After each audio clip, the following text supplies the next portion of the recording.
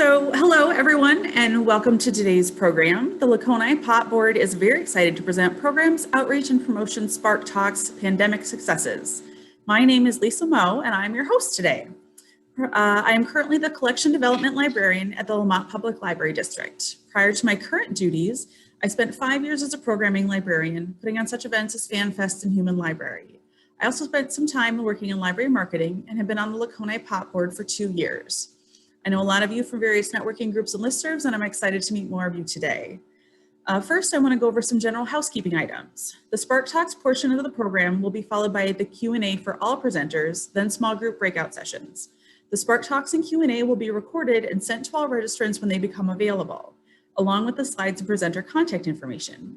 Please remember to remain muted during the presentations. You are welcome to leave your cameras on for the duration of the program, but if you're going to be moving around, please be aware of other attendees and turn your camera off. We are going to spotlight each of the presenters as they speak, but we do recommend you use side-by-side speaker mode to minimize distractions.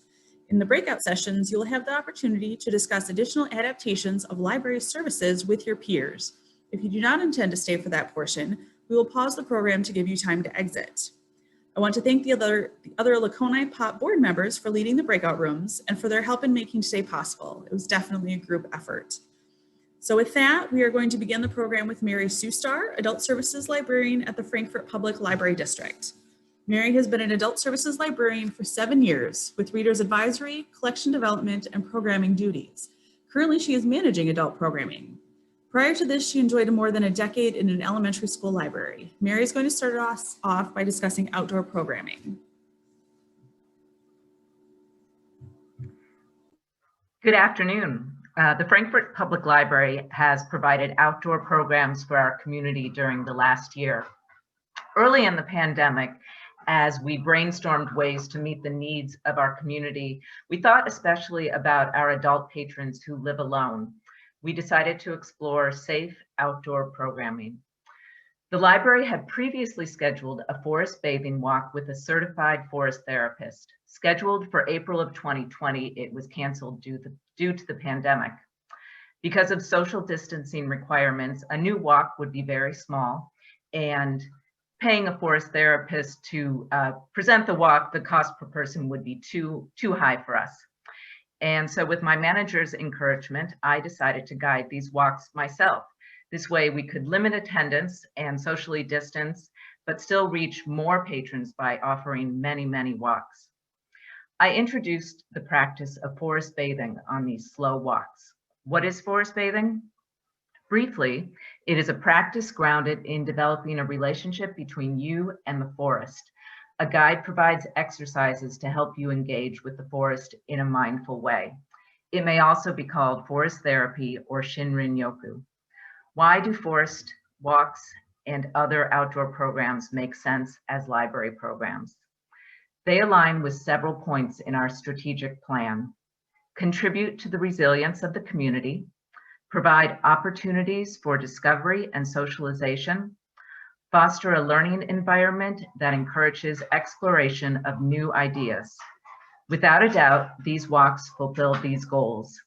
When choosing an off-site location, confirm that it is okay to offer a program at that location, get a permit if required, and consider choosing a meeting location that features a shelter and an outhouse. Preparing this outdoor program was similar in many ways to preparing any library program. I tapped my existing knowledge. In this case, I had previously attended a forest bathing walk through the Downers Grove Public Library. I read books, took notes, and wrote a detailed program outline. I practiced so I could keep the walk solidly grounded in the methodology. At the end of each walk, I shared resources so patrons who wanted to could learn more. There were also distinct differences. The program description included a link to the walk location on Google Maps. Participants pre-signed a waiver and provided emergency contact information. Patrons were emailed a day or two before to remind them of the walk location and highlight weather and trail conditions. On the day of the walk, path concerns like mud or ice were addressed. A meditation timer helped manage my time. I carried extra water, snacks, bug spray, hand sanitizer, and a small first aid kit. At the end of each forest walk, we sat in a forest preserve shelter, snacked, and talked. In 2020, we also moved some of our book clubs outside. Limited registration allowed us to be spaced further apart and still hear each other. Regular email communication included suggestions for dressing for the weather, like sun hats and blankets. We still offered book clubs via Zoom for those who preferred it and as a backup in case of extreme weather. Our youth services team offered in-person outdoor STEAM activities on an enclosed library patio. These required extra flexibility as each time slot was for one family, but that family might have both a 2-year-old and a 9-year-old with very different needs. Early and late arrivals made the rhythm challenging as there was setup and cleanup between each appointment, and it took more prep time to create the individual kits. One bonus of outdoor programming is that it makes it possible to use materials that you might otherwise not want to use. Upcoming outdoor teen programs include paint pouring on vinyl records, using fire in the creation of watercolor tile coasters, and reverse tie-dye using bleach. The weather for our outdoor programs has not always been ideal. One winter forest walk was particularly icy. For obvious reasons, successful outdoor program requires staff who love or at least like being outside. We are currently planning outdoor educational adult programs with the Forest Preserve District of Will County. This past year has shown us that despite the unpredictable nature of weather, outdoor programming works. Attendance has been high and feedback has been positive. Several of our senior patrons expressed joy after being safely led through the forest on unpaved paths. And here on this slide is the contact information for Marie Zubinski. She is the certified forest guide who worked with the Downers Grove Library. Thank you so much for your attention. Thank you so much, Mary. Next, we are going to have Stephanie Driscoll, Creative Services Librarian from the Schaumburg Township District Library. Stephanie has spent the last 10 years working in libraries, primarily on the programming and event planning side of things.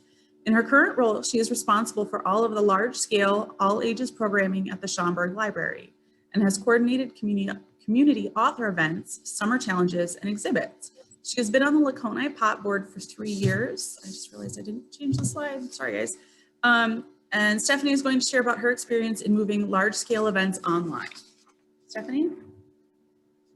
Hi, everybody. So I am Stephanie Driscoll. I'm going to dive right in. I might be going over things too quickly, but at the end, there will be time for questions, and you can always email me if you want more information. So a little bit of background for you. The Schaumburg Library has put on a Comic-Con for the last 5 years. We usually get about 2,000 to 2,500 attendees. It is by far our most successful program. And basically, we follow the same thing every year. We invite people to dress up in costumes. We have other people there dressed up in costumes for photo opportunities for patrons. There's going to be face painting. It's a couple of programs happening. It's a 4-hour, 1-day event. And it's just a great time to feel that all that community involvement and for, the love of all things fandom, so you can come out and celebrate that. Okay, so you can go to the next slide. So for this year, obviously, things were going to look differently. We can't have, that 1-day huge program. So before we began, we wanted to try and come up with a goal. Like, what did we want to have our Comic-Con look like during the pandemic? And I think what we decided on was that we wanted to somehow recreate that feeling of the 1-day event while also still being able to be socially distanced and safe and have virtual programs as well as try and do some in-person stuff. But that goal really was to create that feeling and that love of fandom and community coming together. We did reach out to other libraries who had put on cons during the pandemic to kind of pick their brains and be like, what worked, what didn't work, what did you get a lot of patron engagement on, and what did people seem not that interested in? And this is something that I would recommend if you're planning something for the first time or for the 5th time. I think reaching out to other libraries, we're all doing really great things. And I think it's always such a positive when you can reach out to someone and be like, hey, you've done this. What is it? What worked for you and what didn't work? So I would always recommend that. Of course, the first few meetings, we were just throwing everything at the wall because we had no idea what this was going to look like, right? We spent a lot of time, honestly, thinking about how to pay a person and dress them up in a Spider-Man costume and like crawl around on our library building. Like, we spent a lot of time. Luckily, that did not make the final Comic-Con cut, but that was up there for a while. We were like, yes, we are going to make this happen. But I always feel like the most outrageous ideas, and starting with those, is how you get to the ideas that finally work, right? Okay, you can go to the next slide. So ultimately, we decided on doing a 2-week run. We thought that would be a good amount of time for the program, the virtual programs that we wanted to do, and then the in-person stuff that we wanted to do. So our committee, and the committees, how they work at our library for these events, we put on, we have committees from all different departments that will help plan them. And so the Comic-Con committee has about 10 members on it from all different departments. So our first step was, we were like, all right, all you guys go back to your departments and come up with Comic-Con themed programs. Of course, we didn't want to put too much on people's plates. So we were kind of like, you know, you don't have to come up with programs on top of programs. Do more like, if you're already doing story times, you're already doing crafts, you're already doing the team programs. So make those just wiggle your Comic-Con based. So then everybody went back and we came up with about 30 virtual programs, which was great. We were blown away by those, but we were still missing those big all ages splashier type programs. So we wanted to do some of those. So one of our virtual programs that went really well is we did a 4-part, we called it Schaumburg Library Drawing School. And so we invited 4 different artists on 4 different themes and to do those virtual programs, and people really loved that. And then for our bigger in-person programs, we decided on doing a scavenger hunt. And so I don't know if you guys have seen Into the Spider-Verse. I had not. I had to like rewatch it. I had to watch it to come up with clues. But basically, you had to find all the spider people and get them to the collider before it exploded. I don't know. But we were having people go around Schaumburg Township. We partnered with some comic book stores and some collectible stores and then sent them to our branches. And so that was a way that they could get out in the community and collect stuff. And then at the end, they got a free comic book. And we also put on a drive-in movie which we watched Into the Spider-Verse too. And that was the first time that we had done a drive-in movie. You can go to the next slide. Okay, so then a big part of this not only is the programming side of it, but also the marketing side. Our calendar is full of virtual programs. And so we really wanted this to make a splash because we were spending so much time and effort planning these. So we were able to send a dedicated brochure out to every house that was just this 2-week Comic-Con programming, which was great. Like the day that the brochures went out, I would say 99% of our programs filled to capacity. Our drive-in movie filled up in the first 24 minutes after registration opened. I naively set the scavenger hunt to 500 participants. I was like, oh, we'd be lucky if we got like 100 people that want to come out. I checked it that morning and we were at like 300 and I had a panic attack and like closed registration. So it was people, for whatever reason, people were ready and wanting to get back out and to participate in these community events. In order to make the scavenger hunt safe, because we realized we were going to have 300 people show up at noon at the Schaumburg Library, and we were like, oh my gosh. So we ended up dividing them into segments and just emailed everybody and be like, hey, you guys are at 12:15. Can you guys come at 12:30, 12:45? And that worked really well. So everyone was staggered and showing up at these events, being able to be socially distanced around the community.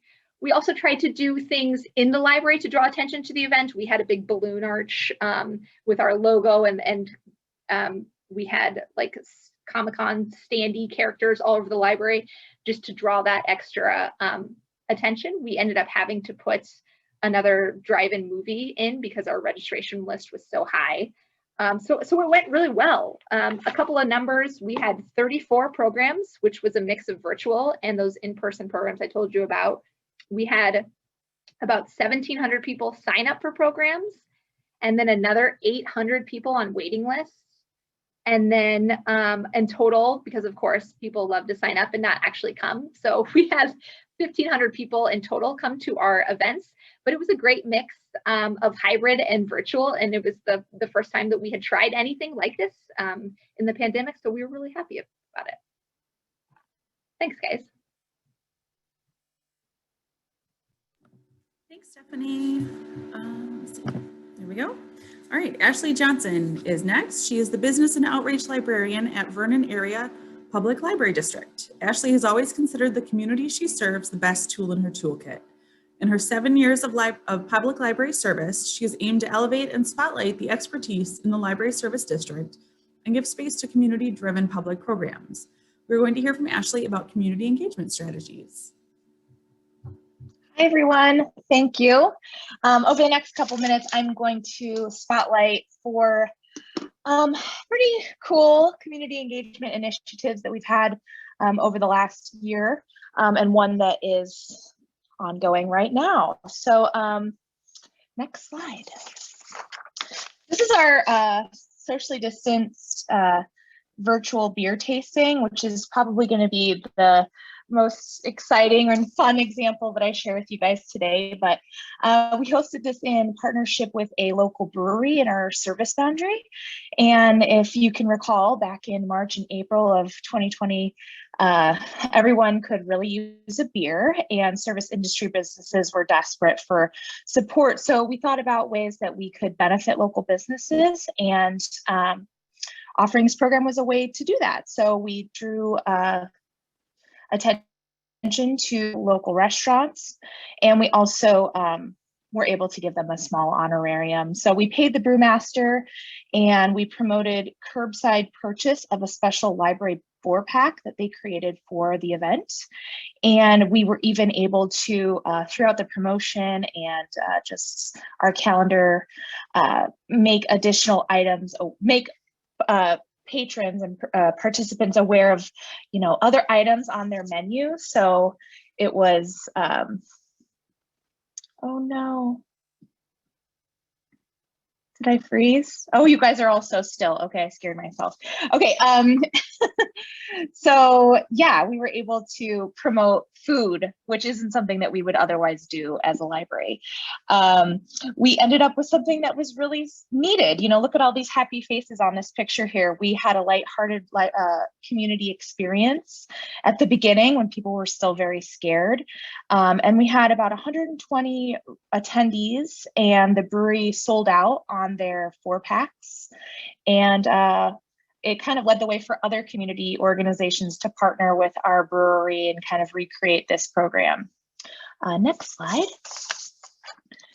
So this was another partnership that I kind of reached out to existing community partners with the intention of it did 2 separate things, right? It educated the people that it needed to educate, but it also kept our community partners aware of us and the work that we were doing during serious shutdown. This was right as the state was reopening,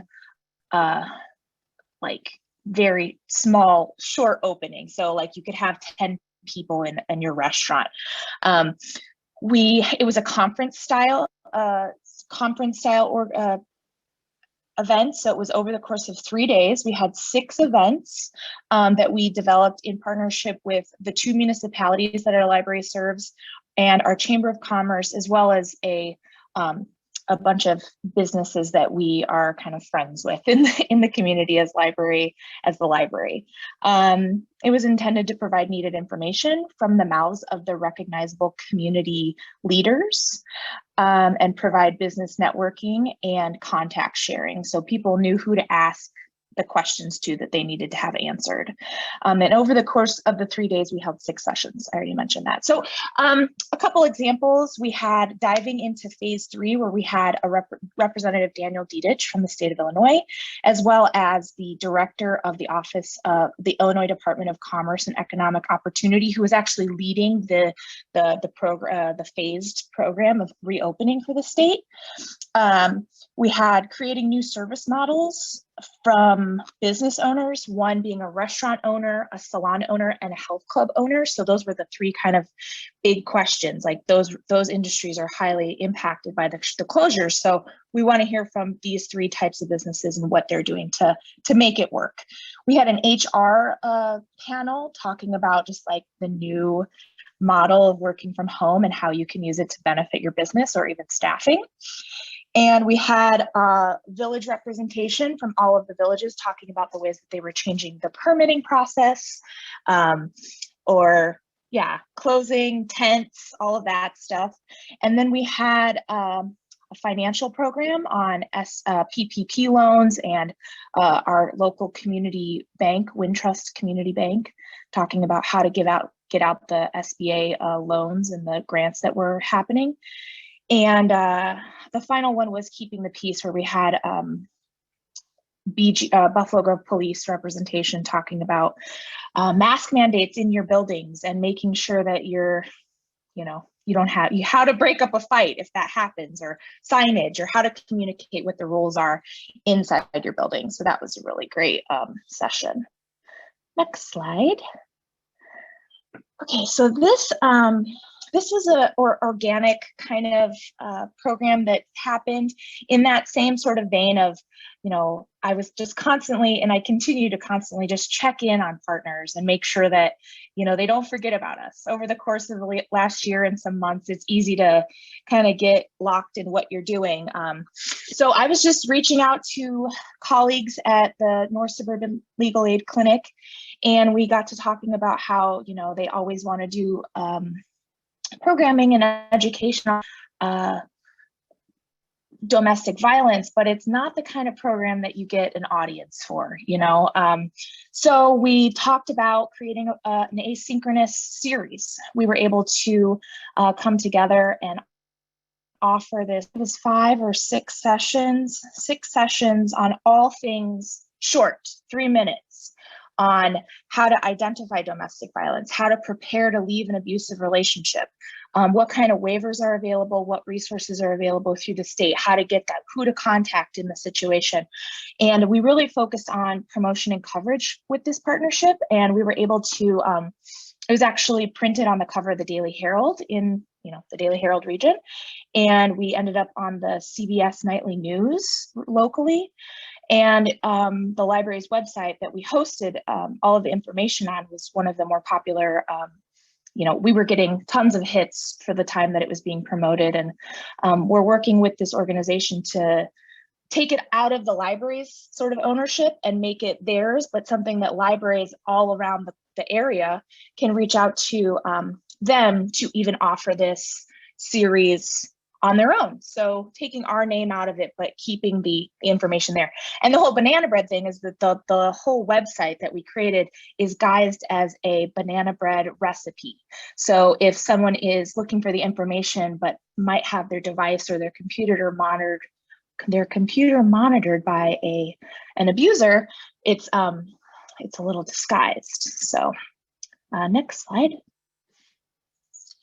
And then this is the 4th and final initiative that is actually in kind of go right now.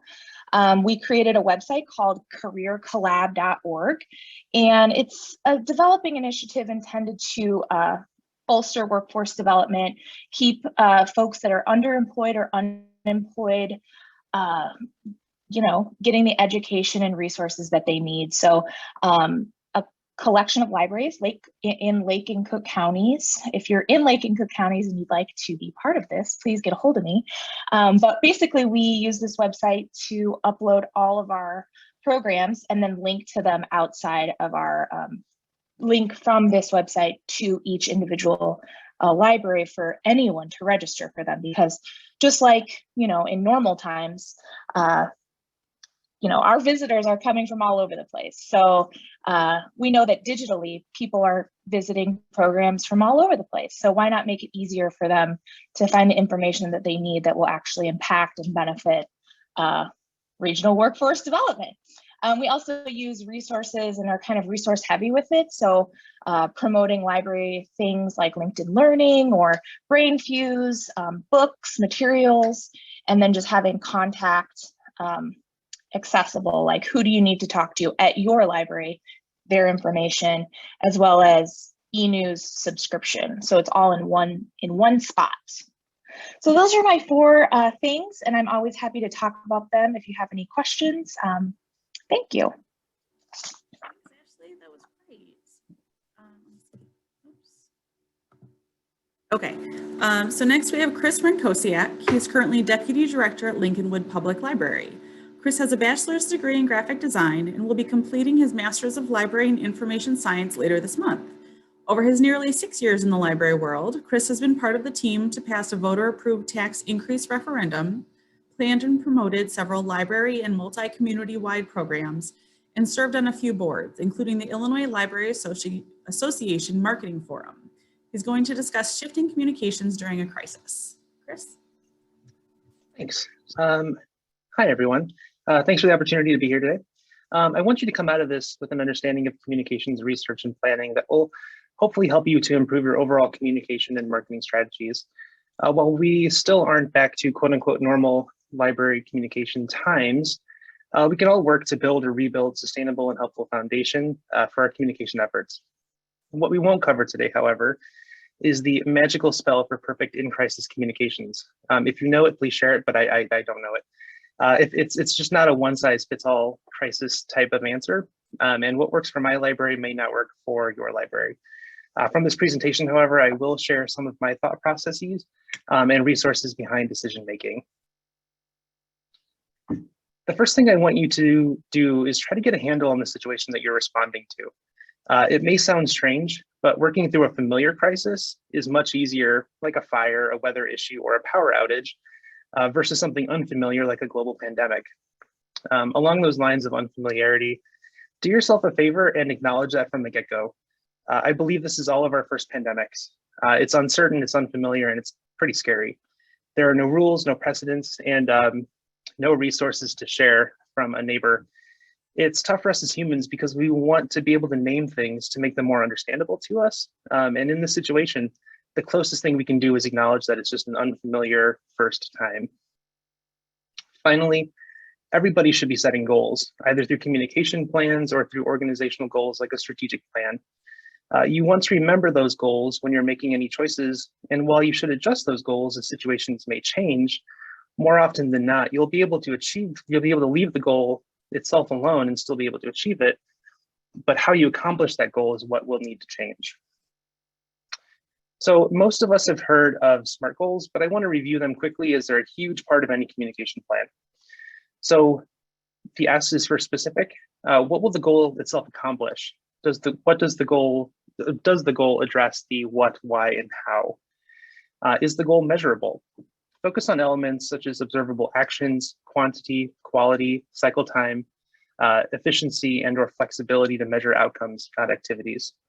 Is the goal achievable? Consider authority or control, influence, resources, and work environment to support to meet that goal. Is the goal relevant? What is the reason, purpose, or benefit of accomplishing that goal? And if you're developing a goal for somebody else, why are they the right person to get that done? And finally, is the goal timely? Does the completion date create a practical timeline to complete that goal? And what are the milestones to hit along the way? When you're looking at how to accomplish a goal, the first thing I recommend doing is a SWOT analysis. That's strengths, weaknesses, opportunities, and threats. Just kind of think about those. Even a quick and simple SWOT will help you make communications decisions. When looking at a communication plan or current communication practices, some may be more effective than others during a crisis. Something quick over social media will get the word out, but a more in-depth, lengthy explanation of long-term information may be best in an e-newsletter, a blog type website post, or your next print newsletter, if time allows. It's imperative that you know your community and what resources are available to them and where they get their information. We'll look at an example of this in a moment. When it comes to communications, I firmly believe that if you're not making mistakes, you're not doing your job to its full extent. By mistakes, I don't mean typos or misinformation, but I do mean missed opportunities or untapped resources. While crisis communication may not be the best time to test new things, remaining on top of trends and trying out new things during non-crisis time is the right time. One of my favorite resources for gathering community information is an online resource called Policy Map. This takes all kinds of demographic information collected through census and surveys and outputs that data directly onto a map.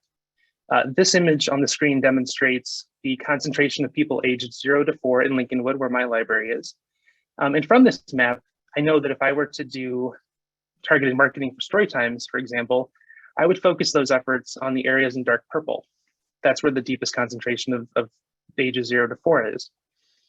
Policymap.com is the URL for this, and most of the information that we need as communicators is free to access. Whether you're 12 minutes or 12 months into a crisis, breathe.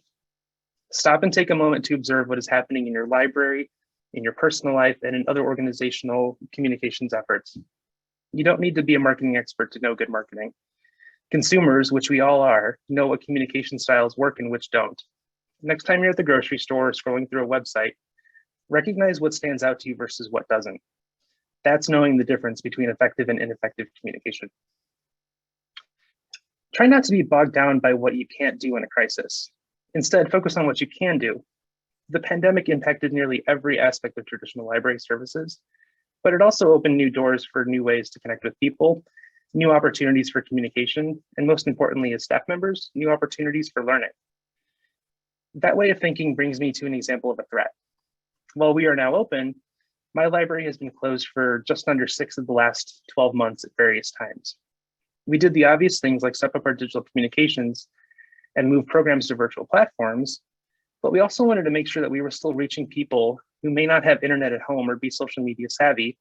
So at various times, we made our building into a billboard featuring reopening news, program promotions, and take and make type programming. Setting the type of planning and analyzing will help you both now and in your next crisis situation. There's always going to be a next time, unfortunately. When you have a strong framework in place for assessment, implementation, and evaluation of day-to-day communication strategies, you'll have what you need to adapt more easily and more appropriately in your next crisis situation. Keep a level head and make decisions based on research, even if that is simply consumer-based research and your own intuition. And finally, as author and researcher Brene Brown once said, there is no innovation and creativity without failure, period. So use a non-crisis time to innovate, test some new things out, research your community, and make some mistakes. Thanks. And if you have any questions, please feel free to reach out.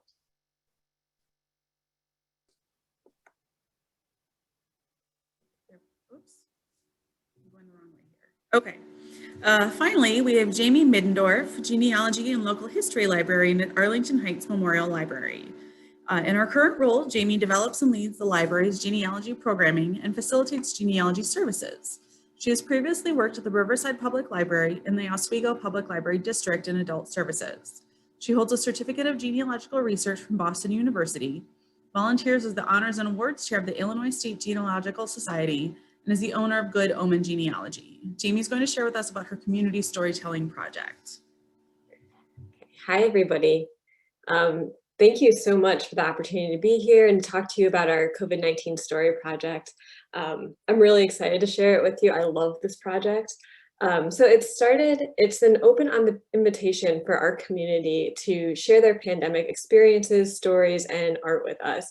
And in turn, our library collects all these submissions to share digitally on the Illinois Digital Archive in print, and we have future plans to build digital exhibits. So collection began last year at the beginning of the pandemic. So that was in early April, we started collecting. And what this is, it's really a collection of experiences so that if someone maybe a few years from now wants to know about pandemic life, they could come to us, they could look at our online exhibits and they could see people's stories and how people lived, and see people's art that they created and photographs that they took on their walk. So we're collecting digital submissions of photographs, personal stories, poems, oral interviews that have video components, artwork, and more that our residents have shared with us. Next. And so this project has lots of collaboration. It really is a library-wide initiative. It was born in our programs and exhibits department, and it touches several other departments. So our IT department built the web form that's on our website. I'm in info services, a different department, and in our library, the first people of contact, so like if somebody calls our library, if somebody chats our library or comes to like our reference desk, they talk to somebody from info services. So all those folks knew about the project. They've had a little bit of training, a little bit of information, so they could talk about it and promote it if somebody had any questions. Our digital services team, they were the ones who trained the team on content DM and how to upload to the Illinois Digital Archive. They did some teaching on Zoom for our oral interviews with our volunteers, which I'll get to in a minute. And then they did light editing on those oral interviews. And volunteer services from HR, they also played a role in this project. They put out the call for volunteers to help with oral interviews. Our ESL department, which is a part of circulation, they had a large percentage of oral interviews that they brought to the table. And our communications and marketing department, they put several blurbs in our newsletter. They did a lot of social media posting, the website promotion.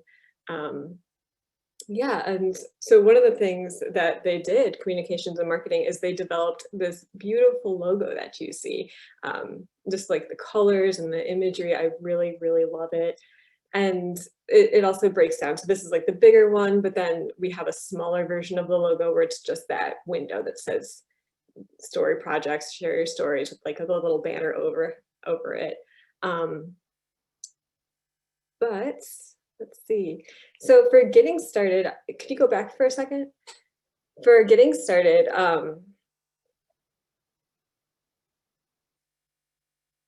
thank you.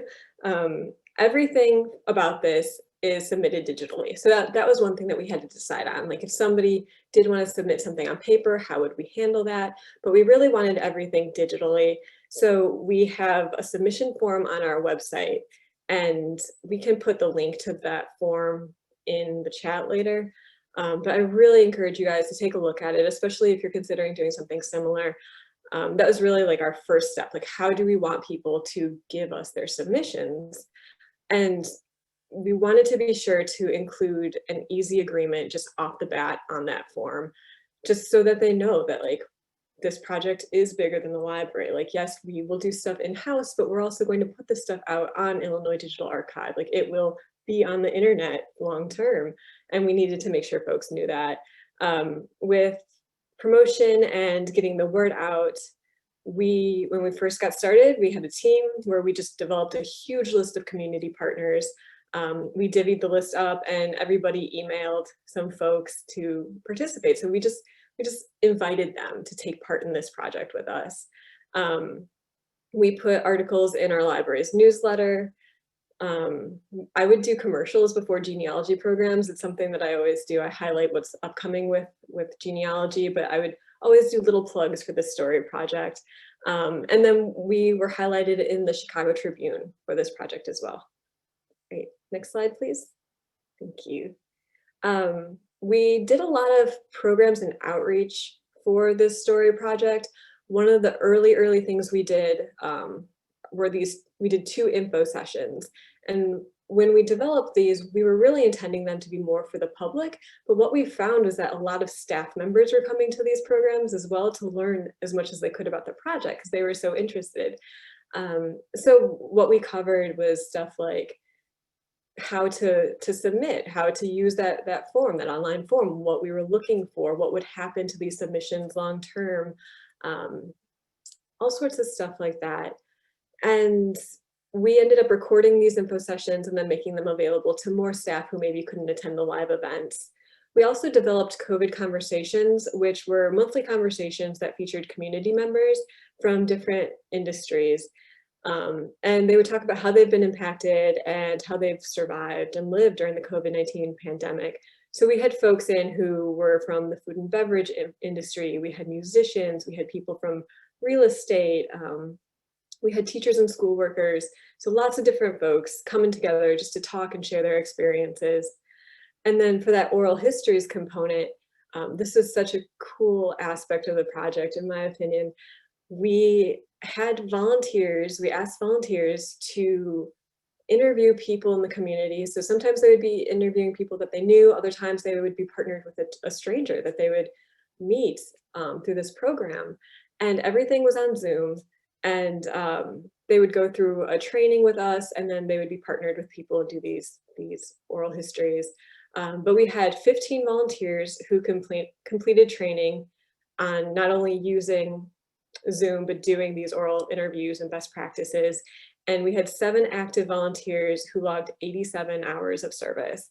And that included everything, like that included prepping for the interviews and everything like that, and getting to know their interviewee a little bit beforehand. But 87 hours of service, like that's really fabulous. Right. Next slide, please. Thank you. With the Illinois Digital Archive, we use Content DM, and submissions are uploaded that way. If a submission is found somewhere else on the internet, like we have some stuff up on YouTube, we just kind of link to it. We don't post it again. There's also a Daily Herald article that we just link to. We don't repost it. In the library, we're working on a book for the Shackley Genealogy Room. We're going to make one that's circulating and one that's referenced. So we will print out some of the submissions. So for some of those oral history interviews, we will print out the transcript from it, or we might print out some of these photos that you guys are seeing, and just have them in the book so folks can come in, they could check out the one that circulates or see the one in-house of the one that's referenced. And then as this project continues, we might end up with a few books, but for now we're just focusing on that one. We're also exploring ideas to turn those digital submissions into like physical displays in our display cases. So that would kind of work the same way, where we'd be printing out these photos and maybe framing them, just stuff like that. For digital exhibits and future events, we plan to use Scalar to curate submissions into digital exhibits. We're hopeful to work with the Chicago Collections Consortium on that.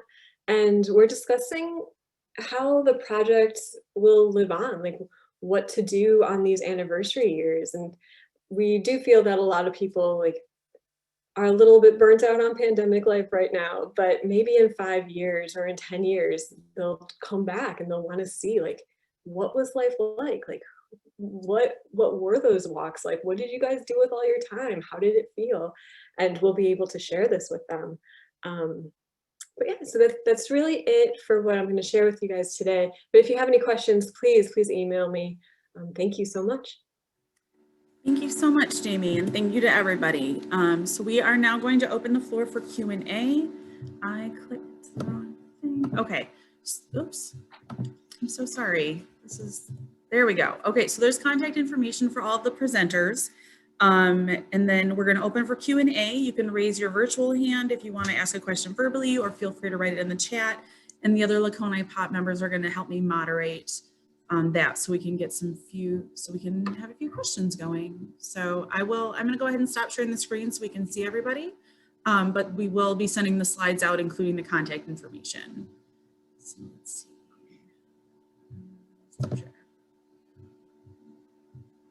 Okay, did anyone have any questions for any of the presenters? I'm not sure what's been.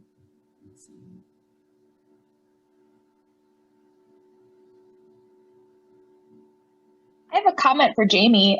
Your last point that you said that you're getting ready to do or thinking about like displaying all of this information. That's like in 5 years, we might not be tired of this. It's kind of a cool like time capsule to be able to like, as far as, you know, anniversaries or things like that. So that's a really cool idea. Yeah, definitely. I was just talking to my husband about this earlier this morning, and we were talking about like all of those weeks we just played Animal Crossing and like did nothing else. And yeah, so it was an interesting time, and I think folks will have a lot of interest in it.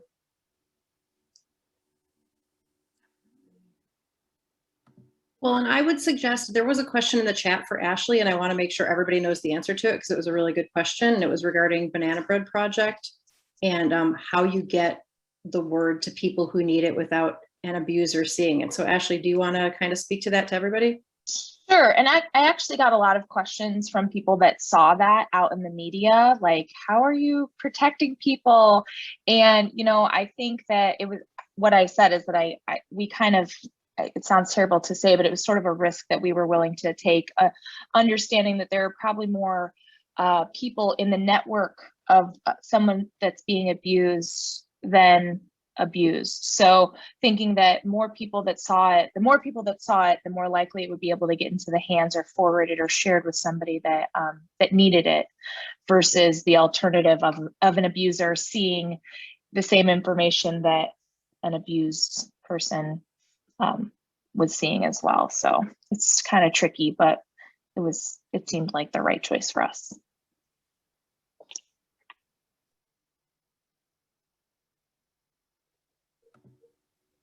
There was a question for Chris in the chat about the demographic information, and he responded that it's policymap.com, so you guys can check that out. And it looks like we've got another one for Ashley. I believe you mentioned that you replicated your beer tasting program with other businesses. What other types of businesses did you use the program format with? Ashley? No, what I meant was other businesses reached out to the brewery to do similar things. So I know our chamber was sort of communicating with them to offer something similar to the chamber membership, along with a local nonprofit.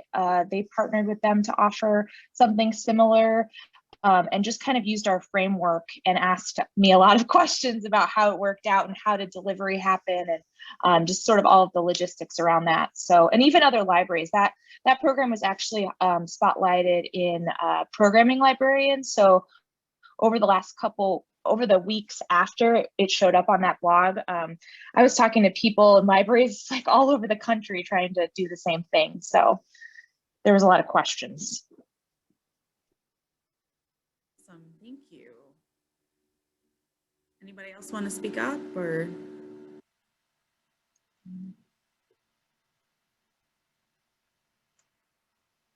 Okay, well, if there's no more questions, we can go ahead and conclude the Q&A. I think I put the contact information up briefly, but I want to thank you all for coming today and for the presenters for sharing with us.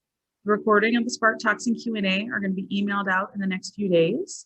If you don't want to stay for the small group breakout sessions, you can take this opportunity to exit the meeting before we divide up. For those of you who are staying, please bear with us a minute while we allow others to leave and set up the sessions. We're not going to reconvene after the breakouts. So thank you again for coming. Wear your mask and stay safe.